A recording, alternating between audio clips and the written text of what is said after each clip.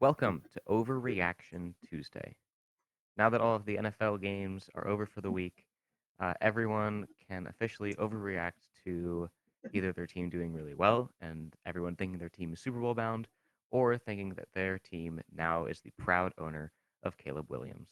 Kate and I are here to break down all of the games and take you through all of the craziness that was week one of the NFL season. Welcome to K&A Football.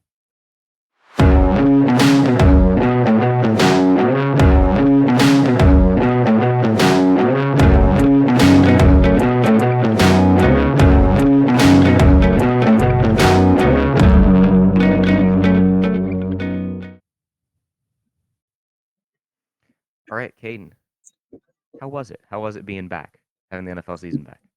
Dude, I mean, I know you probably feel the same way, but it was good. My team, I mean, obviously we're going to get to all the games, of course, but it wasn't the result exactly I was hoping for. But you know what? I can't complain. Football season's back.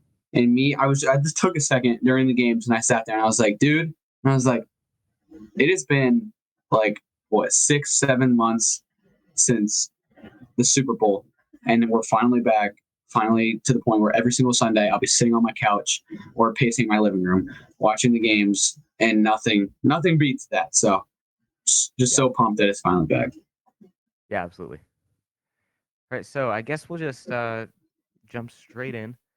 I'm not gonna beat around the bush here. We have a lot to talk about, and we don't Mm-hmm. want to be here for 4 hours while we break everything down. So, going back to last Thursday, the Lions were in Arrowhead playing the Chiefs. Travis Kelsey was hurt for that game. He hyperextended his knee, I believe, and so he didn't play. And turns out that Mahomes without Kelsey is a little bit worse than everyone anticipated. Actually, Yeah, I mean Mahomes, he didn't play like the greatest quarterback of all time, but to be fair, I don't put that loss on him in any aspect. If you I don't watched the either. game, you saw that the Chiefs lost by what was it, 20-21 was the final score, Yep. and I mean, the Chiefs receivers, man, were dropping every single pass. Travis Kelsey is clearly like, if Kelsey's not there, it's an issue because Kadarius Toney may be the worst wide receiver game ever. He had a dropped pass that turned into a pick six. He had another dropped pass on a third down, just a little crossing route. He had another dropped pass where he got hit. So it was, I'll give him a little bit of leeway on that one. He did get hit. But then towards the very end of the game, they were down by one. All they needed to do was go get in field goal range. Mahomes threw a bomb to him. Nobody was near him. It'd have been an easy catch, already in field goal range with the chance to go score a touchdown. Just drops the ball. I mean, right there, that's just one player. Sky Moore had many drops.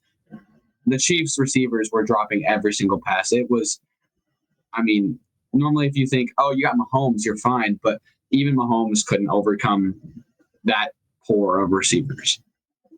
Yeah, and like you said, receivers were bad, and we make jokes all the time, like you know, Mahomes can throw to Walmart receivers, Walmart employees as receivers, and he'll be fine.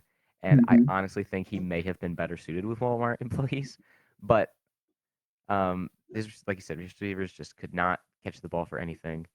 But on the other side of the ball, the Lions, I mean, they didn't really take full advantage of that. They did walk away with the win, which is the result they wanted. Dan Campbell setting the tone early, a very early drive. He goes for it on their own 17-yard line on fourth Dude, down, that's, fakes that's nuts. fakes a punt on his own 17. Very clear that Dan Campbell wasn't lying when he said, you can knock us down, but we're going to bite your knees on the way back up, and then you'll knock us down again, and we'll bite your knees on the way back up. It's like we're going to get up as many times as we need to, and on the way, we're going to hurt you a little bit. They're just going to play scrappy football. That's just kind of seems like a Dan Campbell kind of thing. Um, Unfortunately for all of us who drafted Jahmyr Gibbs in fantasy this year, thinking that the Lions were going to utilize him in, quote, ways no one saw coming, end quote. Um, that meant that he was sitting on the bench for the entire game. Like, didn't end up mattering. They won, whatever. Like, you can't complain too much. but it is a little disappointing for those of us who put some chips on him. Yeah. I mean, to be fair, he's a rookie running back in his first game. I don't think it's a sign of things to come. I think they're just going to ease him into it, kind of similar to what the Falcons sort of did with Bijan. I think they're just going to ease the rookies in. Me, if I have Jameer Gibbs on my fantasy team, I'm not worried about it. I think he'll be fine. And when he did touch the ball, he did really good things with it. Yeah. Didn't touch the ball that much. Still walked away with 8 fantasy points. Can't complain that much. Mm-hmm. Though I just would have liked to see a little bit more. But that's neither here nor there. Lions end up walking away with the victory in Arrowhead. Big win for them. And the Chiefs are left Yeah, having to hopefully figure out what Kelsey. they'll do if Kelsey can't stay healthy. Yeah, hopefully Kelsey will be back and healthy for the remainder of the season, or else the Chiefs could start to get in a little bit of danger because clearly we saw their, I guess, number one and number two and number three, all their receivers are just clearly not it. We made the joke, like you said, about Walmart employees. I think these were Target employees, and that's why they were dropping all the passes. Walmart, they might have been able to scrap a few catches for some touchdowns, but For sure. All right, let's move on to the Sunday slate, 1 o'clock games, and I believe we're starting off with your team, Caden. So why don't you go ahead and walk us through them? yep. So the Panthers and Falcons, Bryce Young's first NFL game, his first regular season game. The Panthers lost this one 24-10, but the score looks a lot worse than it was. For majority of the game, this was a tie game, 7-7, 10-10. And then late in the third quarter, the Falcons took a 17-10 lead. And then in the fourth quarter, the Panthers kind of just fell apart. Falcons go and scored again. I mean, so the Panthers kind of dominated this game for a majority of the game. I mean, the thing that kills them in this game was their turnovers. Bryce Young had 2 interceptions. Miles Sanders had a fumble. But aside from that, they were moving the ball up and down the field. Bryce Young was playing really good aside from those 2 interceptions. I mean, he's a rookie quarterback. Look, last week on the pick'ems, I obviously picked the Panthers. They're my team. Looking back, like, I gotta remove my bias, right? Like, if you actually asked me, I wasn't going into this game confident that a rookie quarterback in his first NFL start on the road against a division team was going to go win. It just wasn't going to happen. Why did I pick it? Well, because I was a little bit biased and I wasn't going to pick the Falcons in week 1. But going into it, I really didn't think Bryce Young would go do it in his first start. And I wasn't very surprised. Like, I wasn't upset by the performance either. A lot of the media is like, oh, Bryce Young played terrible.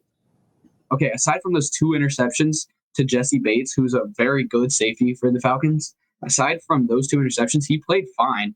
And Miles Sanders fumble, you're not normally going to have 3 turnovers in the game. If you eliminate those 3 turnovers, I mean, the Falcons had 17 points off turnovers. If you eliminate that, the Panthers win this game. So ultimately, I'm not very worried. I'm excited for the season. I think, obviously, Bryce Young's just going to get better as the season goes on, and I'm not too worried. The defense played great, and Desmond Ridder is still terrible.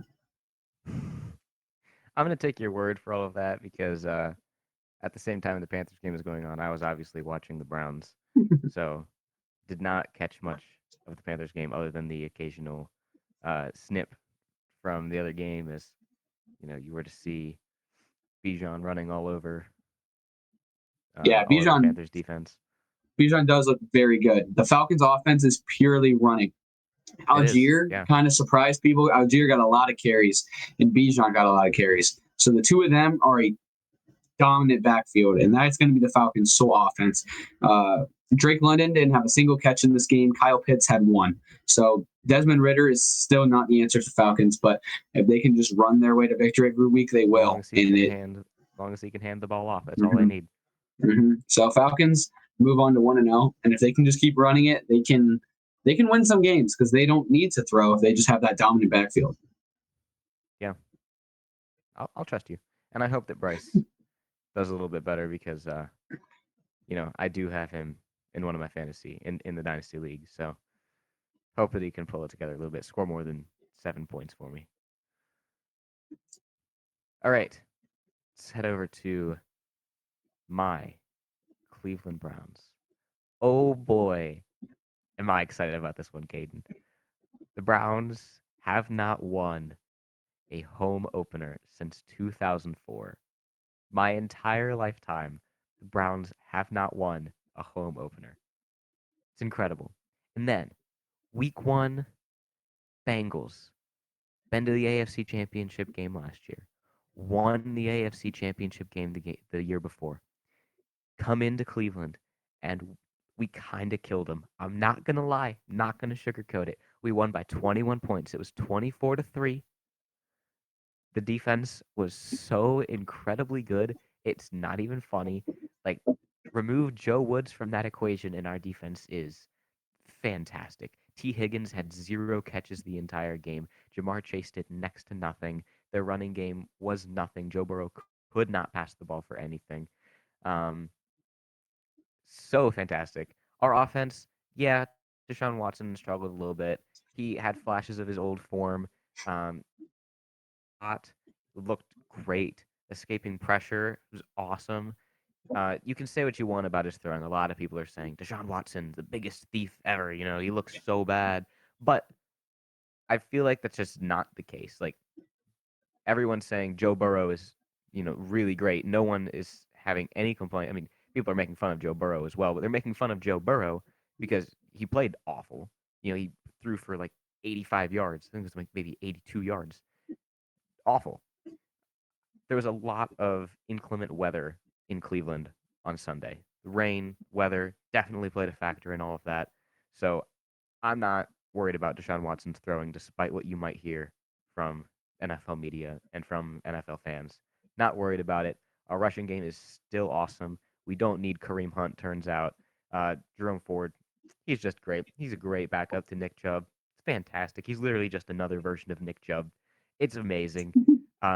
Really, really excited for the season. And this week we go in, we're going to play the Steelers. And I mean, we'll talk about them in a minute.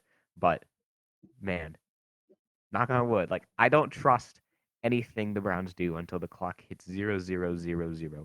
Don't trust a thing. There were still 4 seconds left on that clock, and I was like, do not count this game as a win yet. The Bengals could still score 3 touchdowns in 4 seconds. Not putting it past them. So, not going to put anything past them, but we have a real chance to go 2-0, and it's super, super exciting for the first time in, like, ever to have, like, a good team that you're like, we could actually win games, guys. It's exciting. Mhm. I'm sorry. I talked for a long time about one team. No, it's all right. I mean, I did the same thing. I mean, their defense did look scary good. We do have to remember we both brought it up. Like you said, first of all, they were playing in a monsoon, but also the Bengals have started slow each of Joe Burrow's seasons, which is very odd. I don't know what's up with that. I don't know if Joe Burrow's like, oh, I'm Joe Burrow. I can just take the first 3 weeks of the year off. Maybe that's what he does, but that's what he's tended to do. But regardless, first of all, that's concerning for the Bengals that they're always going to start slow. But also concerning that he's going to play that bad after getting that big of a contract. But the Browns did look really good.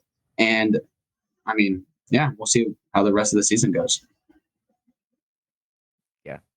One of the most, sorry, I'm going to just for the brief 30 seconds. Our secondary was great, but what I'm most excited about is that defensive line. They are just switching guys around. Myles Garrett isn't just playing on one side. He's, he's moved to the middle. He's moved to the left side. He's moved to the right side. They're just switching everyone around. Just like, you have no idea where we're going to put our guys. We're going to throw everything we have at you, including the kitchen sink. Jim Schwartz, defensive genius. So excited. Defense is fun again, guys. Okay, enough of that. Next game. Next game we got up here. No. I think the next game we got is Jaguars Colts. So Jaguars won this game 31-10 or 31-21. Anthony Richardson's first game. Obviously, everyone's hyping up the Jags this year, and the Jags played really good. Anthony Richardson. What? Oh, I just got word that Austin's gone. That's all right. So yeah, Anthony Richardson in his first game, he ended up playing solid-ish. He ran the ball a ton, which is literally all he's known for college. All he's known for in that's all Anthony Richardson is known for and was good at in college, and anytime he's played football is running. He can't really pass the ball. He has a strong arm, but he can't throw the ball. He just runs, and that was the story yesterday. He did throw a screen pass to Michael Pittman, to which Michael Pittman just took the screen like 45 yards for a touchdown, and everyone was flipping out saying Anthony Richardson is amazing. He had an incredible passing touchdown. No, he threw a screen pass, and Pittman did the rest. Anthony Richardson just ran all day. He did fine at running, but that's not what you want a quarterback to do, is just run. You need him to pass. And everyone's acting like he had the greatest game of all time passing the ball. Towards the end of the game, he did actually get hurt.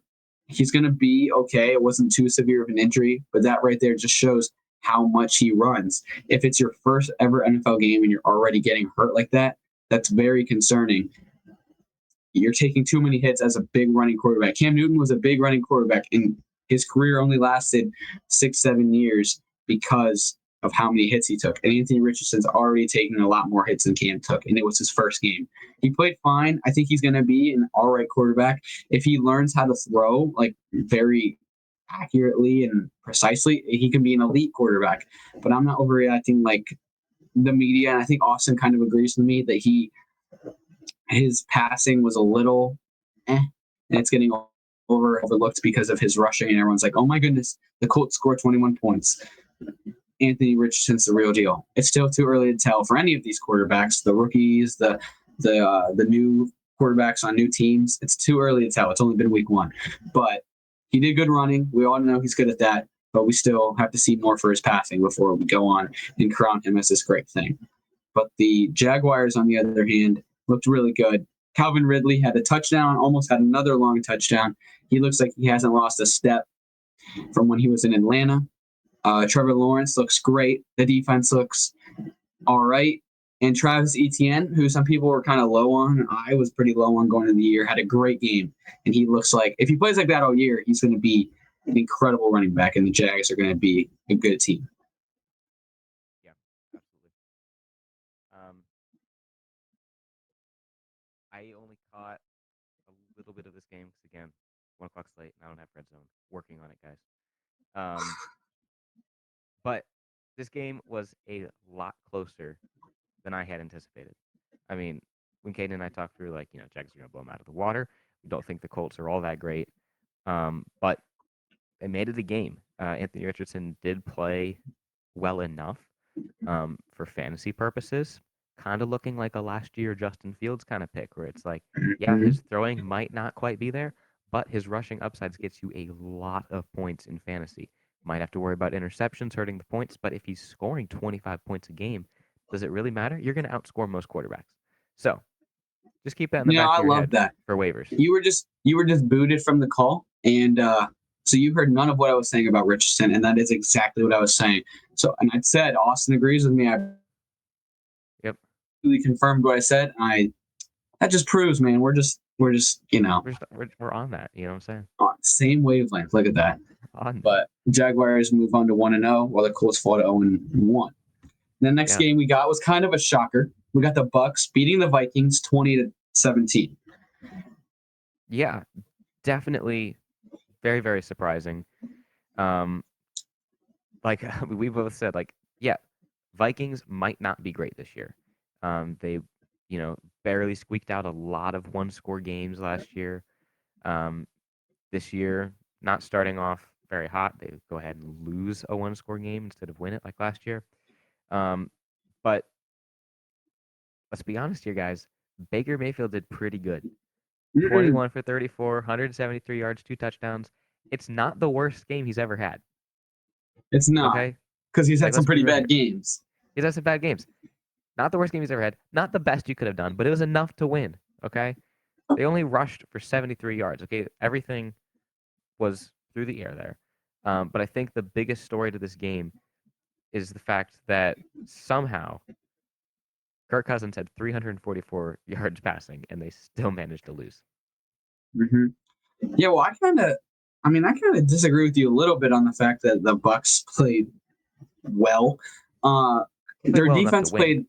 They did. I think the Vikings really lost this game for themselves. Kirk Cousins had 2 fumbles and an interception thrown. That's terrible. And the Bucks had 3 yards per play on offense. That is terrible. And they won the game. Like, Kirk Cousins would fumble the ball, and the Bucks would get it right there already in field goal range, and they'd either just kick their field goal or it only need like 10 yards for a touchdown. I was not impressed by the Bucks offense, at least. I was not impressed by the Vikings offense by any means. Kirk Cousins played terrible. 2 fumbles and an interception, like we said. It's pretty rough. And now he goes into Thursday night primetime game, and we all know how Kirk Cousins does on primetime.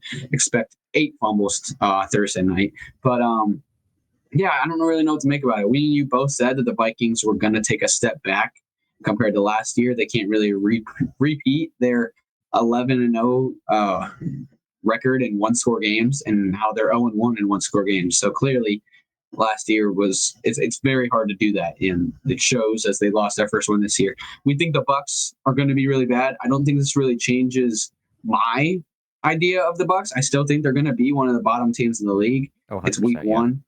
Yeah, I mean, the Bears won week one last year against the 49ers, went on to have the first overall pick. So this doesn't really change my opinion of the Bucks. Yeah, I like mean, I it said, does make me even overreaction a little Tuesday. lower on the bike.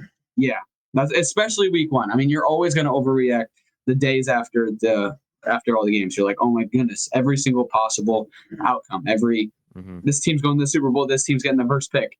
Especially week one, then it's just heightened even more because nobody knows anything in week one. Yep. Exactly. Yep. So the next game we got here is going to be the Titans and the Saints. The Saints won 16-15. Now you're thinking, man, how did the Titans get 15 points? They got 5 field goals. Ryan Tannehill was terrible. He decided that he doesn't want to throw the ball to DeAndre Hopkins and all his receivers. He wants to throw the ball to the Saints players. He had so many interceptions. He had so many incompletions. Derrick Henry didn't have a great game. It was a very boring game. It was a tight game, so the ending was hype, but for 3/4 of the game, it was very lame, and the Saints ended up squeaking it out. Yeah. I mean, that's what happens when you have two bad teams that play each other. I mean, it's like this game's not quite as bad, but if you remember last year, I believe it was a Thursday night game. The I know what Broncos you're going to played the say. Colts. Yeah. Yeah, Broncos played the Colts, and it Mhm. was just like field goal, field goal, field goal, field goal, went to overtime, one off a field goal. It's just boring. I mean, when you have two bad teams that play each other, you don't get, you know, really exciting games. You don't get these high scoring games. You don't get, like Bills Vikings or something where it's like two high powered offenses who will come out on top. No, it's like just boring. Like you said, Ryan Tannehill 3 interceptions. It's just not. It's not going to win you games. They got really close somehow, but it's just not going to win you games. Mm-hmm. Which me as a Panthers fan, this kind of encourages me because the Titans, like you said, 3 interceptions from Tannehill, and the Saints only won by 1 point. Mm-hmm. And this is when Michael Thomas had a good game, but he's only going to be healthy for like 2 more games, and then he's done for the next 4 years. So, It's true. I mean, take the win, Saints, but barely beat it. Winning by 1 when they're throwing 3 picks, you can't win games when you turn the ball over more than twice. It shows you can see it in the Panthers game, you can see it in the Vikings game, you can see it in the Titans game, but the Titans only lost by 1 point. That's crazy. Yeah, but for any of you who listen to us for fantasy advice, Chris Olave 8 reception, 112 yards. Not too shabby.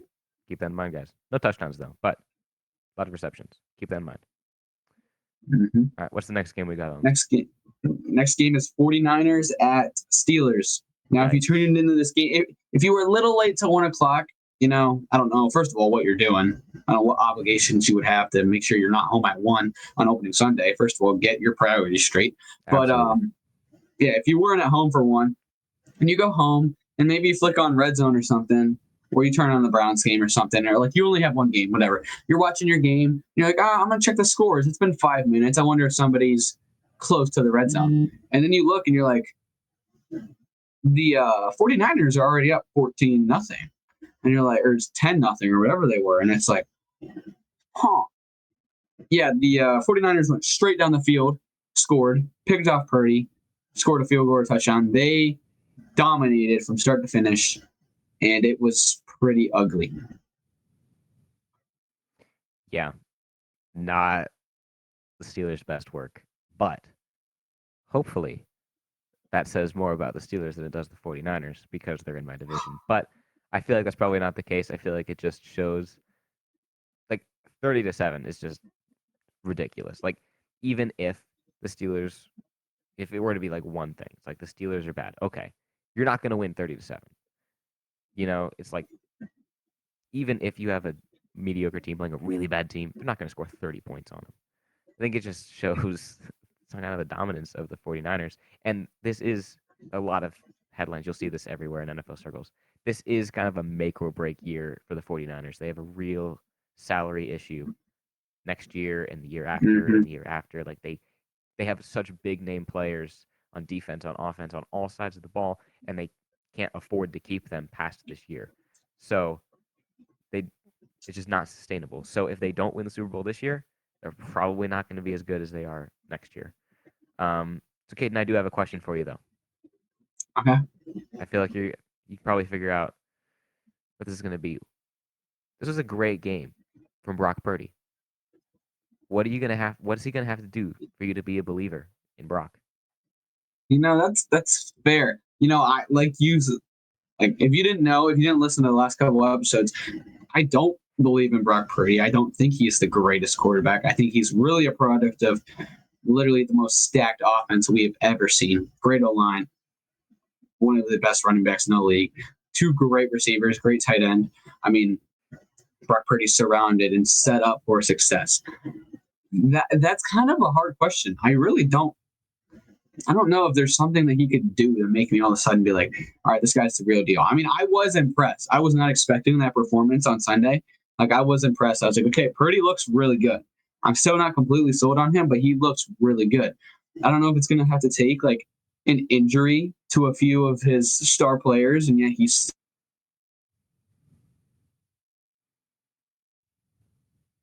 or like some of the receivers would go down and he doesn't have as much to work with and he's still getting these great results. And then I would start to be like, okay, maybe the 49ers actually found the next, like, quote unquote, Tom Brady in the 7th round, and he's actually great. But until then, I think he's still a product of those around him.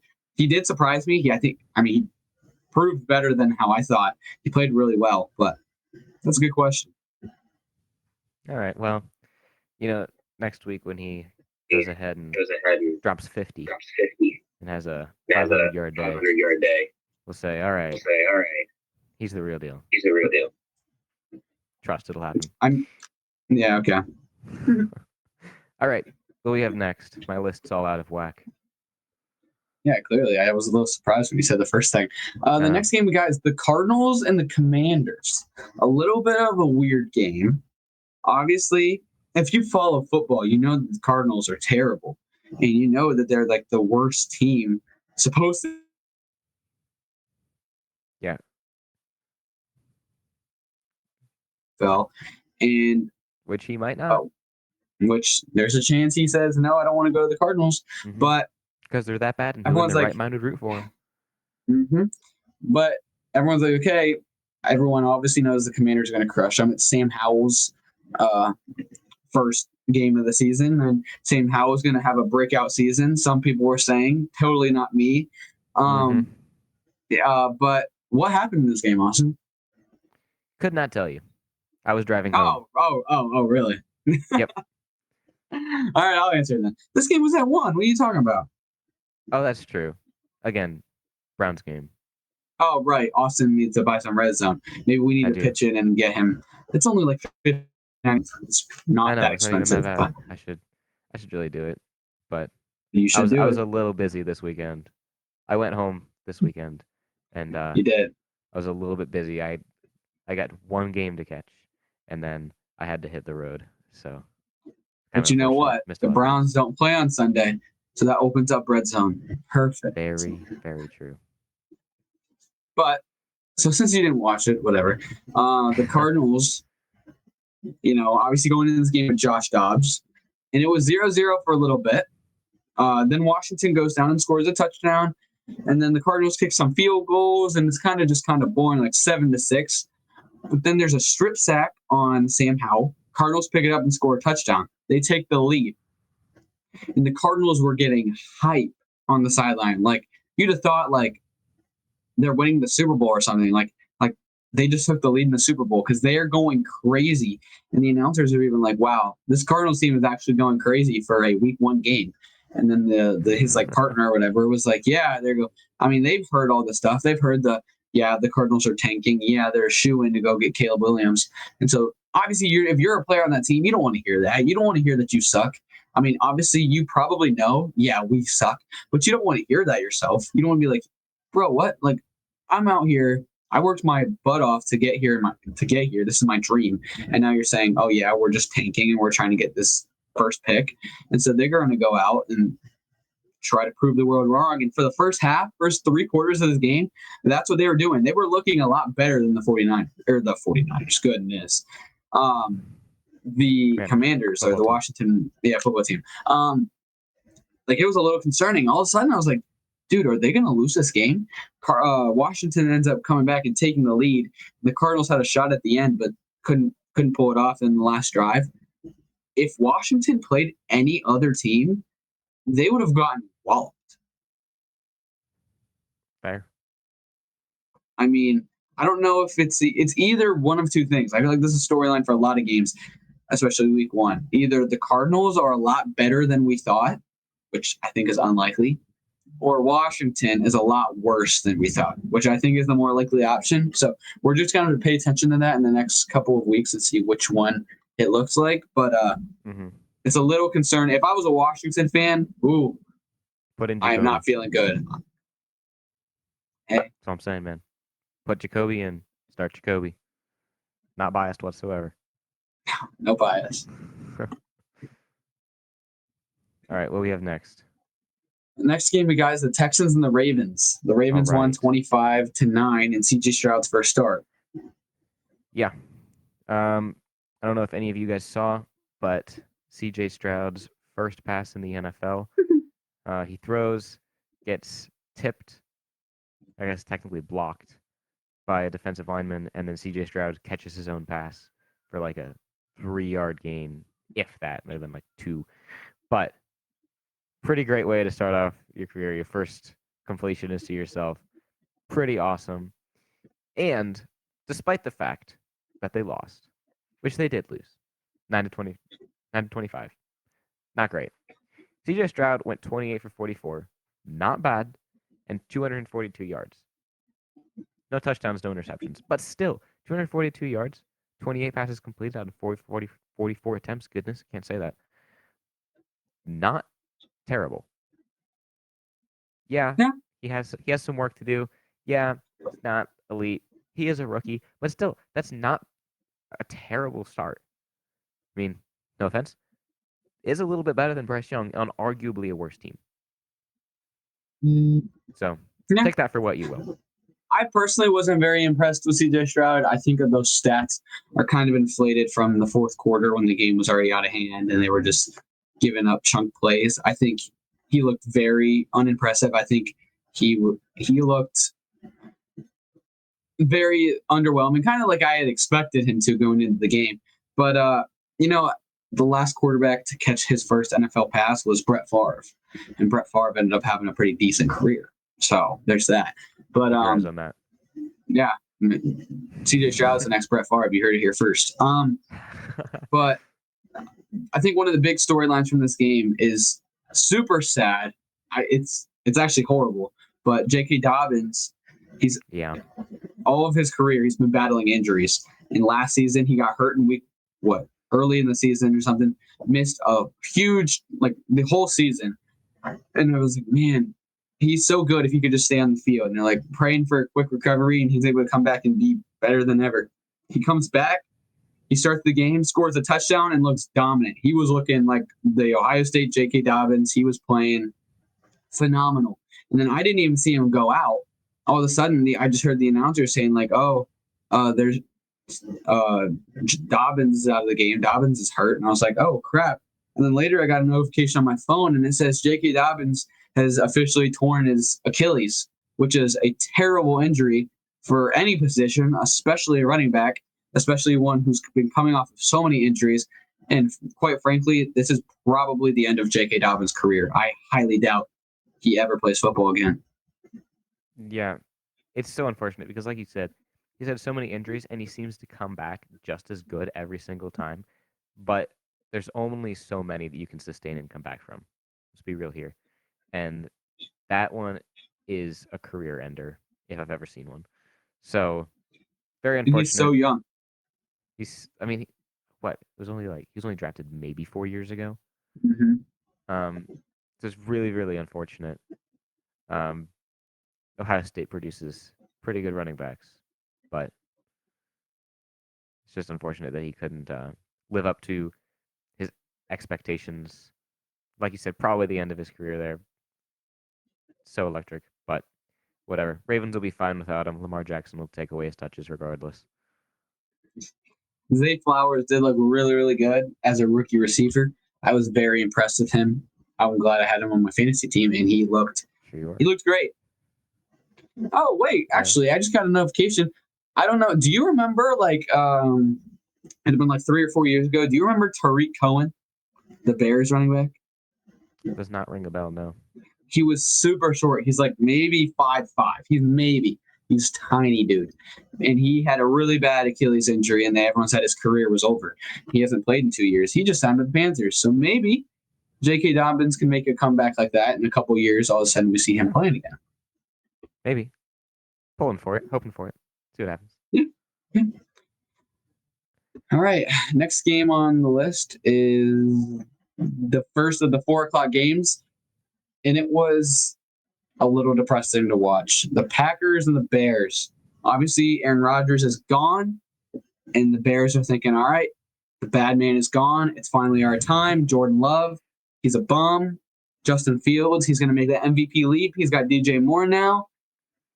No, it was over from the start. Yeah. I mean, I feel like the start of the game wasn't the worst in the world. Like it started off pretty strong. First quarter, Green Bay outscores them 7-3, still very manageable. Second quarter, they split. It was 3-3. So, Green Bay's only up 10-6 at halftime. Then after that, it just gets out of hand. The Bears completely lose hold of it.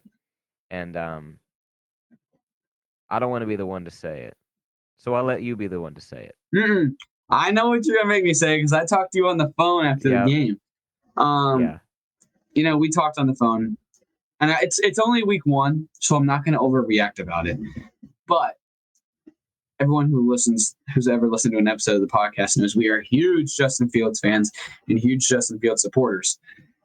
But at some point, it's time to eventually. If this goes on for many more weeks, I say if we get to week 4 and and no results have changed, it's going to be time to start having the talk of, is Justin Fields just terrible? Because they have good receivers. They have a pretty bad defense, but he's got all the talent in the world, but yet they just are terrible. I mean, he threw a pick 6 in this game. He was taking a lot of sacks. He wasn't throwing the ball away. Man, I really hope that's not the case because Fields is so fun to watch, but it didn't look good. Yeah. I feel like what often happens with running quarterbacks, not dual threat quarterbacks. I'm talking running quarterbacks. Lamar Jackson, Justin Fields, probably will be Richardson if he can, get a couple years in the league. Is that like dual threat quarterbacks or just mobile quarterbacks like Aaron Rodgers, right? Those guys run to throw. They run into space so they can throw the ball. Mahomes, right? Justin Fields seems like he wants to play hero all the time. And so he runs to run. If the first read isn't there, if he goes into his second read and it's not quite there, he's just going to run the ball. And so he never really gets those in-game throws to really get comfortable doing it. And when you try to play Superman all the time, eventually it's going to catch up with you. You can't always run. The defense knows that, okay, all we have to do is stop his first read from being there. He's going to run. We're going to stop him eventually. And then when you throw an interception or just don't get good throws off, it's going to incentivize you to just want to run more and pass less because, well, your running's there, but your throwing's not. So if you can just calm down, don't try to be Superman. Don't try to be everything all at once. Do what you have to do. If that means run into space and throw, do that. If it means throw the ball away, don't try to make a Mahomes play every play. Those are highlight plays for a reason because they don't happen all the time. So if he can just Mhm. slow down, calm down a little bit, he might be okay. But if he continues on this path, not looking great, and it's looking like maybe the Bears should have moved on if Justin Fields can't produce this season. Mhm. But then on the other side of the field, the Packers looked really good. I mean, they didn't even have Yeah. Christian Watson, and Jordan Love was dealing. He was stepping up, making great throws. Romeo Dobbs had a touchdown. Aaron Jones had 2 touchdowns. Their defense looked good. I mean, I don't want to overreact like every single game. It's week 1. We've said that a million times. Mm-hmm. But he looks good. I mean, he looks like the Packers don't look any different from Rodgers to him. Yeah. I mean, look, I'm an Aaron Rodgers fan. Said it 1,000 times. And by proxy, that makes me a little bit of a Green Bay fan. Okay, you can't like Aaron Rodgers and then not be a little bit of a Green Bay fan. So I do pull for them to do well, and I think it would be awesome if they go 3 for 3 on quarterbacks.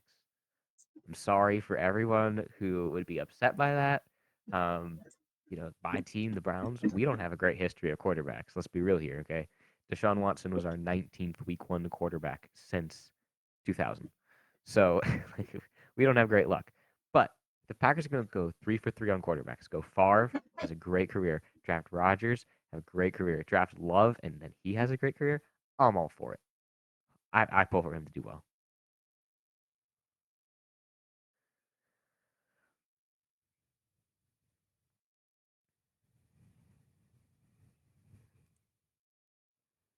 Yep. Yeah. Big game for both of them. So just got word that Caden is gone. So while they're trying to fix that, I'm going to do my best to work my way through the Raiders Broncos, another game which I did not see and only heard about secondhand from Caden. So I'm going to speak to you from the stats. Yeah. So, oh, my thing just turned off. Okay. There we go. I don't know why that happened. Okay.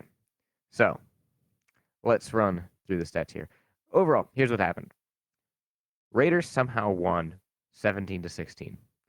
Not entirely certain how that happened. Jimmy G was 20 for 26, 200 yards passing, 2 touchdowns, 1 interception. Josh Jacobs, mid-game, only 48 yards rushing.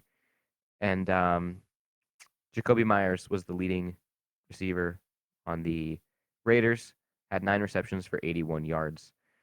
Over on the Broncos side, Russell Wilson went 27 for 34, 177 yards, and 2 touchdowns. They also did not have a really great day rushing the ball, and never heard of this guy in my life. But their leading receiver only had 37 yards. But they had, oh my gosh, they had so many people receiving. That is kind of ridiculous. I think they had their entire first string guys, they had their second string guys, they had all the way down to the practice squad guys receiving balls. And wow, that is a lot of people. If you have time, go look at their receiving people. That's incredible. But overall, Broncos country was not. Oh, they opened the game on an onside kick. I just got word. That's kind of fun. I didn't know that. Very Sean Payton esque. I don't know if you guys really were fans of football back in the day, but I believe it was 2010 was the year of the Super Bowl, 2009 season, that Sean Payton started the second half of the Super Bowl by having an onside kick against the Colts, which they recovered. So not out of the realm of possibility for Sean Payton to go ahead and open a game, week 1 game with an onside kick. That's pretty awesome. But 17-16, Raiders win, and Cade and I both had picked them to be the worst in the division. And not to spoil the Chargers game for you all if you didn't see it, but the Raiders are currently winning the AFC West at 1-0. So just keep that in the back of your heads. Broncos country is not riding. Is Caden back yet? I can't I am go through these back. games. I'm back. He's I'm back. back. I'm All back. right. All right. Perfect. Caden, did I miss anything big, or should we move on to the Dolphins Chargers? No, I think we're good. Okay. Perfect. No, Dolphins Chargers Is Dolphins Chargers next? No, but we can do it next. That's fine. Dolphins we'll and do it next. Chargers, like you said. Good job on the fill-in recap, by the way. Yeah, doing the best I can. Dolphins and Chargers was, we said it was going to be one of the better games of the week, and it was. It was a shootout. Did There not was so disappoint. many points. First drive, Dolphins go right down the field, get to the red zone, and then fumble. And then it was just points, points, points, points, points. Tyreek Hill, his nickname is the Cheetah. Turns out he is an actual cheetah. Like, he's seriously impossible to guard. I mean, he had what? 206. How many receiving yards did he have? 260 or something like that? 215 receiving yards on only 11 receptions. Absolutely crazy. I mean, he had the game-winning, or he had a touchdown to take the lead at about like 40 something seconds remaining, or a minute so remaining, and then the Dolphins defense got a few sacks on Herbert and ended up winning the game. But man, all of the Tua hate, all the haters had to shut up this game because Tua was lights out throwing the ball. Yeah. Dude, 466 yards is no joke. He is comfortably in the lead for a passing leader right now. Well, again, only week one, but almost 500 yards passing in 1 week. It normally takes guys 3, maybe 4 weeks to get there. Ridiculous. Yeah, he played great, and I mean the Chargers defense, as many great playmakers as they have, has always struggled lately, and they look really bad. Their Chargers defense struggles. So poor Herbert, if he wants to win games this year, he's gonna have to play in a lot of shootouts, which is great. It's a lot of fun to watch for the fans, but it's be more beneficial if he just had a good defense to rely on. It's the Chargers. Fan singular. Did you see? Did you see that they had robotic fans in the stands? I did. Absolutely crazy. Like, they have that many more fans. First off, no thanks. Second off, it says a lot about the Chargers. No thanks. Yeah, no thanks on that. Oh yeah, it was scary. It was a little weird. Like, if I was going, I sat down, and I look over, and the dude next to me has like computers coming out of his head. Dude, like, that would scare the crap out of me. But congratulations, slow clap for anyone who drafted Tyreek Hill in fantasy.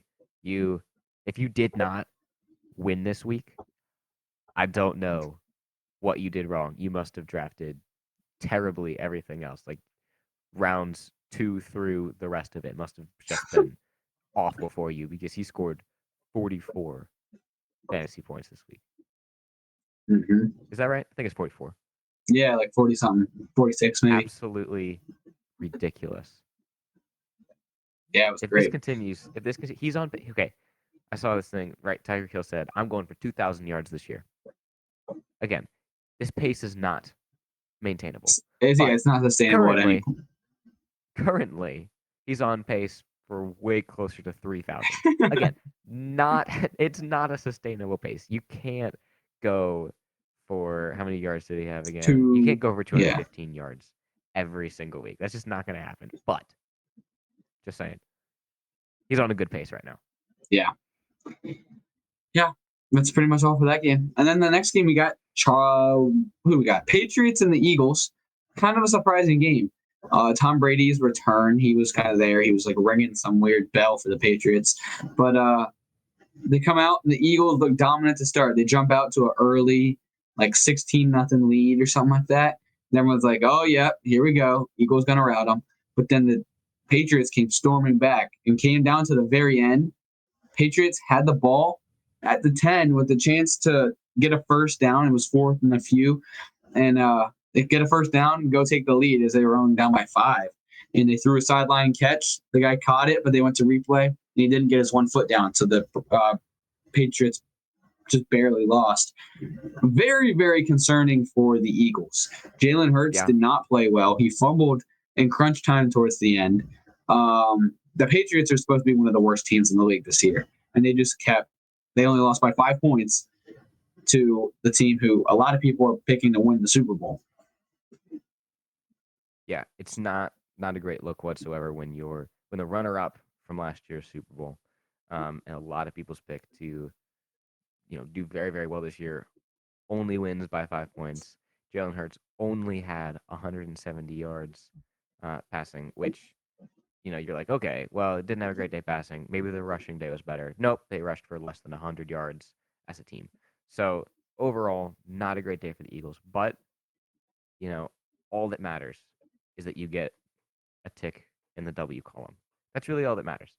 So is it concerning? Sure.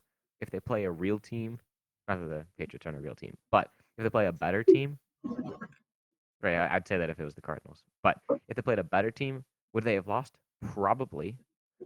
But again, it's overreaction Tuesday, guys. Okay. Could just be like we saw this. We see the Super Bowl hangover all the time. It's just get a little lackadaisical. You play bad week one, first couple weeks, takes a little bit to get into the rhythm. Is what it is. They started off 8-0 last year. They're probably not going to do that again this year. But I'm not too concerned. Mm-hmm. Yeah. And then another game, Rams Seahawks. Another very surprising game. There's a lot of very surprising games, if you can't tell. For sure. The Rams, going into the year, they're another team that people were saying, okay, there's a chance that they go get Caleb Williams. They're going to be terrible.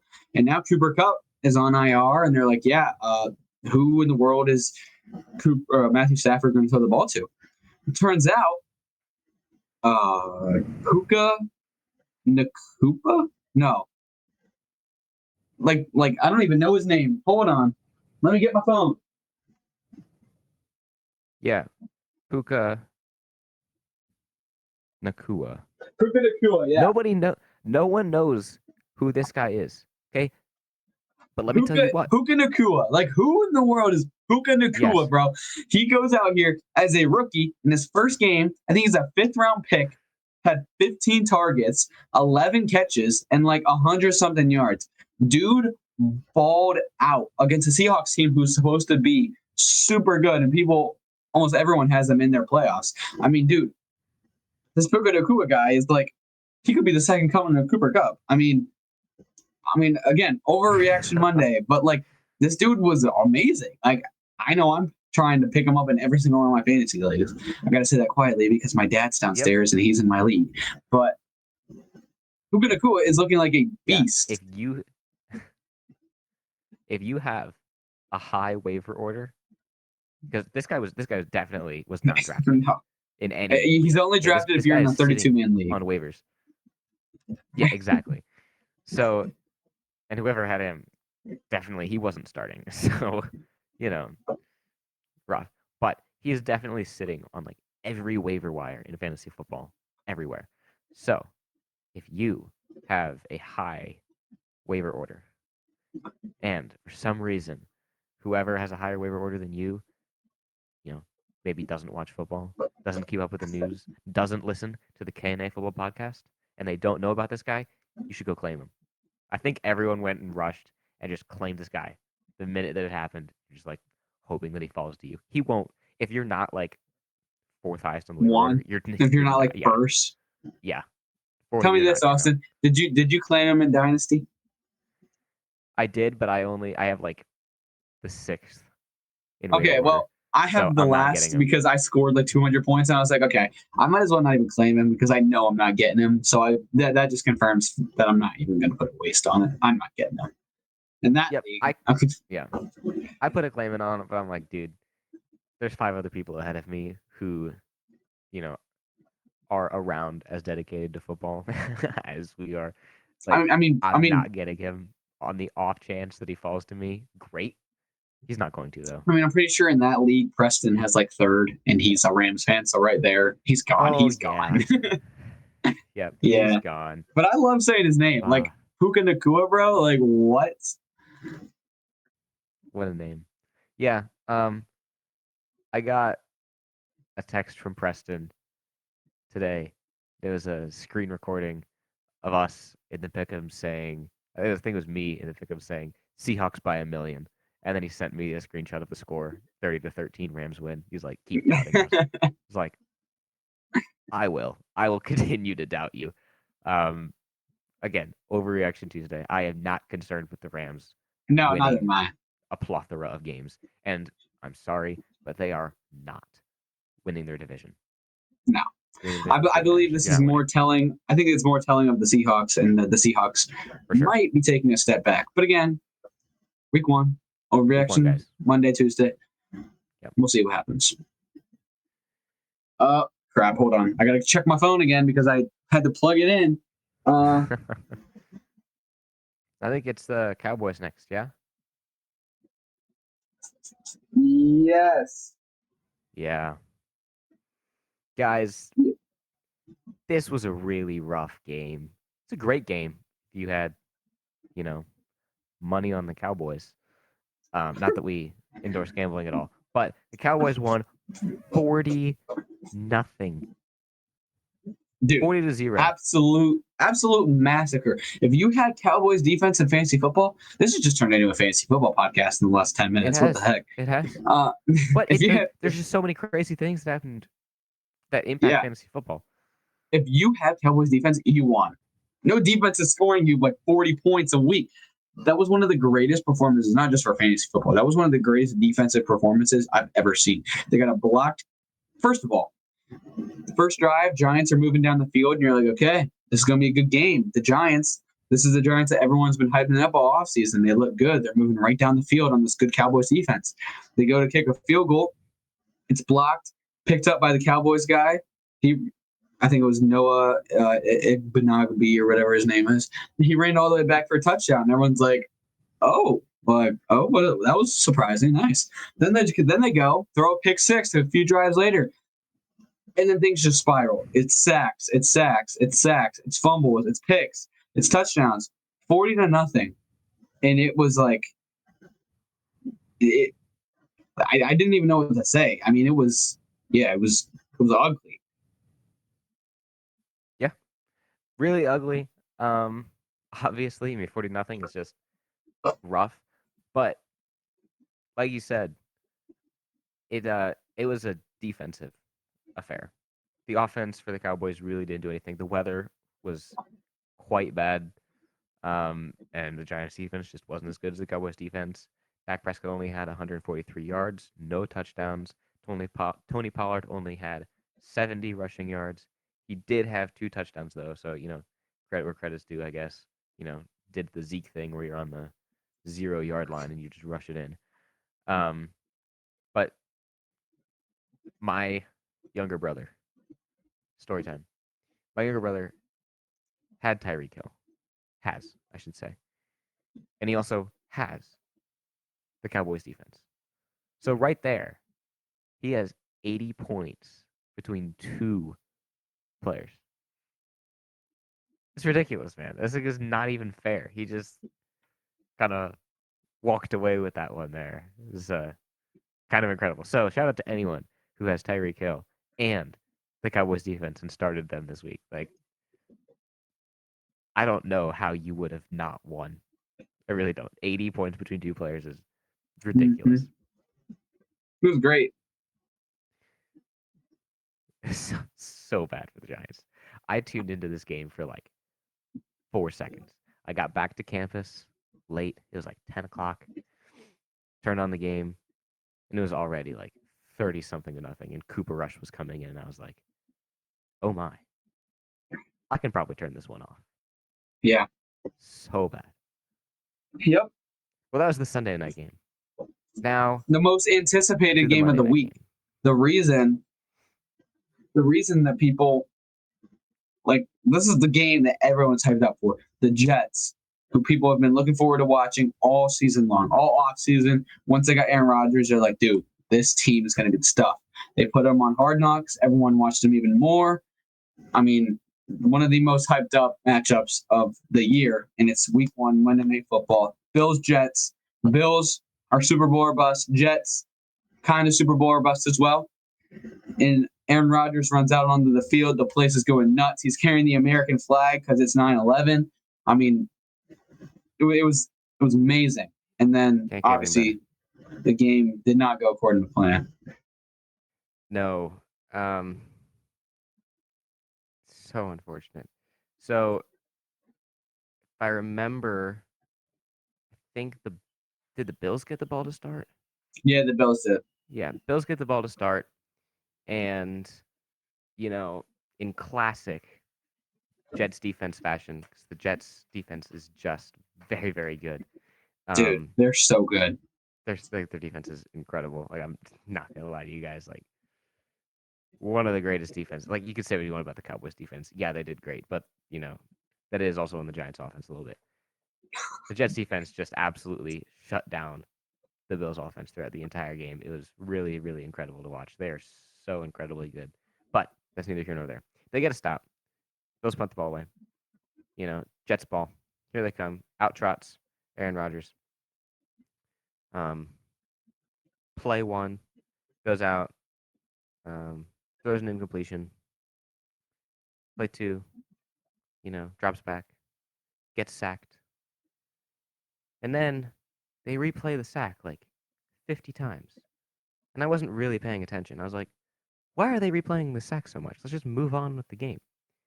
And then I see that Aaron Rodgers is being helped off the field. And I was like, what is going on? Why is Aaron Rodgers being helped off the field?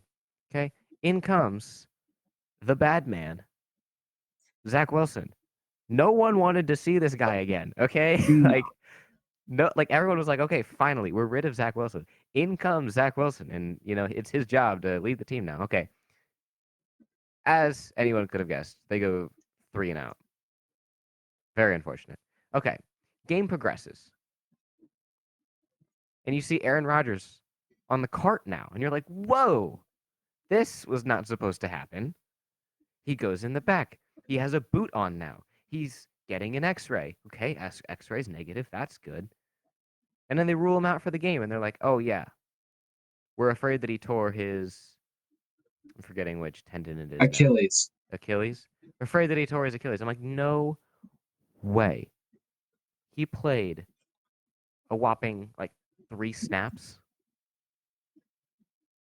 And MRI confirmed today that Aaron Rodgers fully tore his Achilles, and he is out for the season. He played 3 snaps for the Jets, and he's done for the year. I don't know if there's ever been this devastating of an injury for the NFL as like a league. I mean, the Jets were the most hyped up team going into the year. They have the most hyped up quarterback. They have this is supposed to be one of the greatest teams to watch, most fun teams. They have 5 primetime games this year. 5. And now we have to watch Zach Wilson on 5 primetime games. And then all this hype straight down the drain on national TV week 1, 3 plays into the year. I seriously don't know if there's ever been more of a devastating injury ever. I mean, I think every Jets fan is going through it today. I feel so terrible for Jets fans. I mean, they have had horrible teams for my entire life. The Jets have never been good in my life.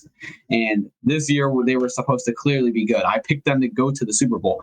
And they finally got their quarterback.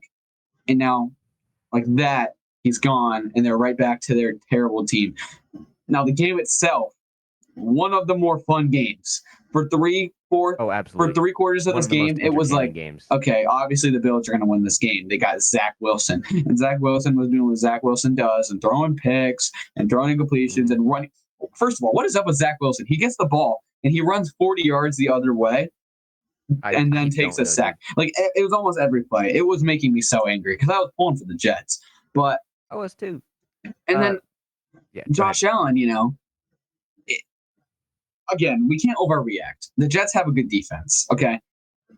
But at some point, we're going to have to say that Josh Allen isn't the top 3 quarterbacks slotted in like we all think he is. He threw 3 pretty bad interceptions and fumbled. 2 of them were Two of them were very, very bad. One of them was a throw that he probably shouldn't have thrown, but okay. But they were all to the same dude. The same dude had 3 interceptions, and then he proceeded to fumble at the very end of the game.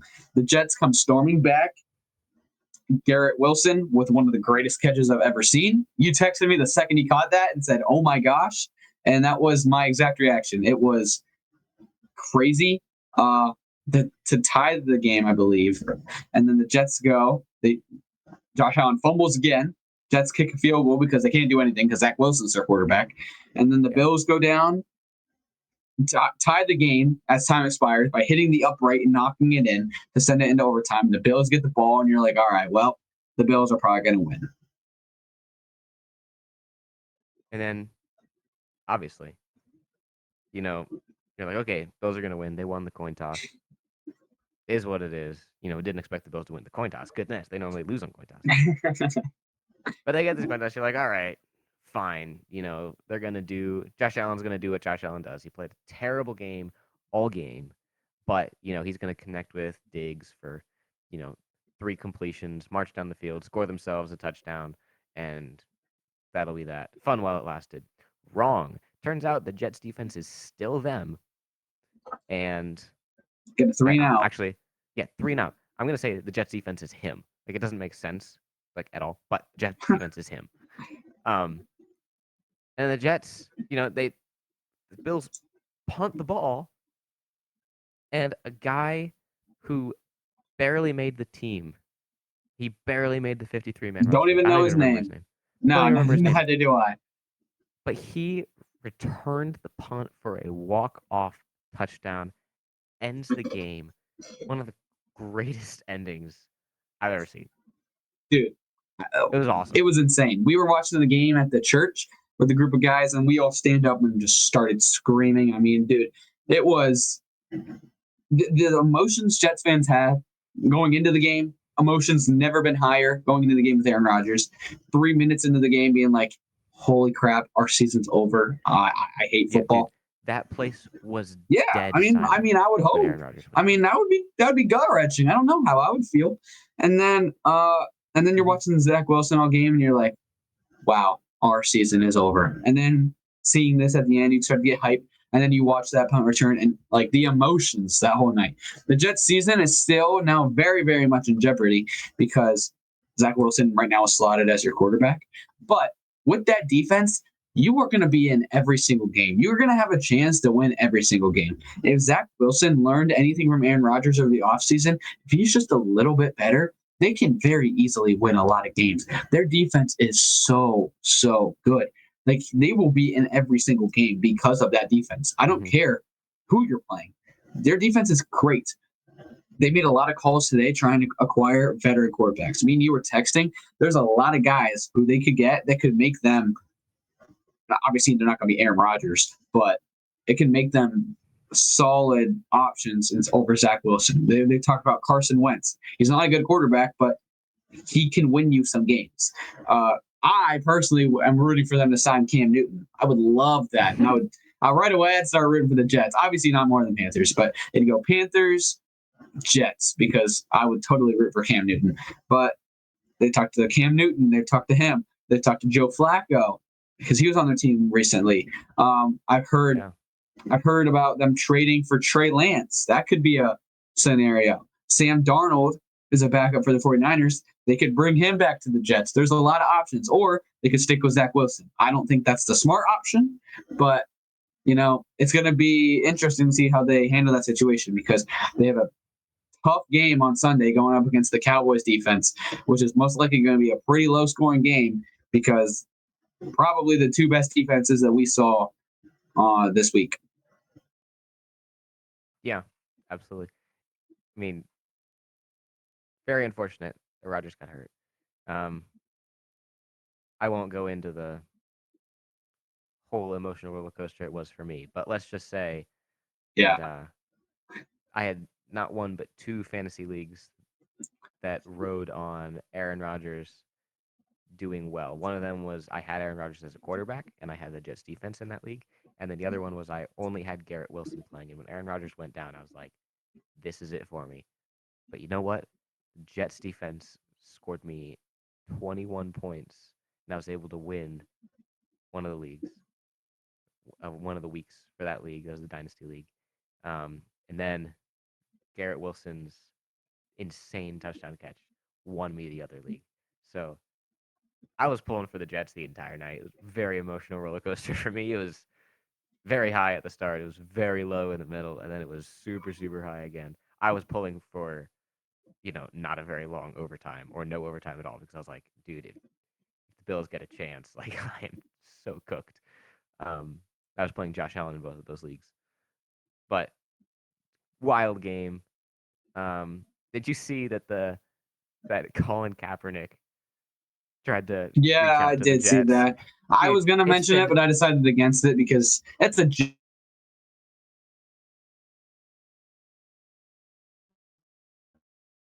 yeah. give it up. He's not playing. He's No, just I just trying to thought it get was sleep. hilarious I because wasn't it's even like, gonna dude, bring it you up. gotta give it up. No one's signing you. You're so bad. Trash. Same. I'd rather have Zach Wilson than him. All right. Obviously. Well, anyway, it's a very long recap episode, but totally worth it. A lot of exciting games. A lot of games every team played. So I think we're shooting for, hopefully getting the Pick'ems episode out by Thursday. So look forward to that. And I think that's all we got. So we'll catch you guys later.